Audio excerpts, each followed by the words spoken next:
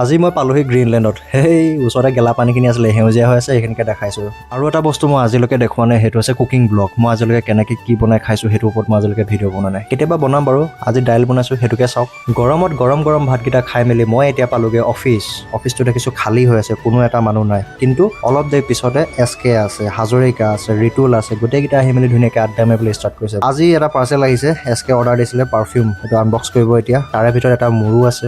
যিকোনো বস্তু আনবক্স কৰিলে মনটো সদায় এক্সাইটেড হৈ থাকে। মই SK কৈছোঁ জল্দি কৰা বস্তুকেইটা উলিওৱা। টোটেল 3টা পাৰফিউম আহিছে, এটা SK ল'ব, এটা ৰিতুলে ল'ব, এটা মই ল'ম। মই লৈছোঁ সেউজীয়াটো। পিছতো এটা পাৰফিউম আছে, কিন্তু এইটো পাৰফিউমৰ নিচিনা কাম নকৰে, এইটো চাফা কৰে, কুলিন। আৰু এইটো মই লেপটপ, কীবৰ্ড, মাউচ, প্ৰিণ্টাৰ চব চাফা কৰিবৰ কাৰণে ইউজ কৰি থাকোঁ। আজিৰ দিনটোত পিছে মই ঢেৰ জিটি কাম কৰিলোঁ, কিন্তু তাৰে ভিতৰত এটা কাম আছিলে যোনটো চাফা কৰে, এইটো মই আজি দেখালোঁ মিনি ব্লগত। আজি ইমান কাম কৰিলোঁ যেতিয়া বাহিৰত গৈ কিবা এটা খাবগৈ লাগিব। মই ওলাই গ'লোঁ ঘুগুনি পকৰি থকা এখন দোকানলৈ। তাত গৈ মেলি চাইছোঁ যে কি আছে। ইমানবিলাক বস্তু সন্মুখত দেখি মই নিজে ৰখিবই পৰা নাই। বাইদেউক কৈছোঁ 1 প্লেট দিয়ক পকৰি ঘুগুনি আৰু লগতে পিঁয়াজি এটা। এইবিলাক খোৱাৰ পিছত মোৰ পেটটো কি হ'ব মই নাজানো, কিন্তু এতিয়া যোনটো টেষ্ট পাইছোঁ যে হায় খাই মজা লাগি গৈছে। এটা পিছতে এটা, লগতে আৰু এটা কৈছোঁ যে পিঁয়াজি দিয়ক। দুটাকে পিঁয়াজি পকৰি ঘুগুনি খাই মেলি মই আজি ব্লগটো সামৰণি মাৰিছোঁ। Bye bye.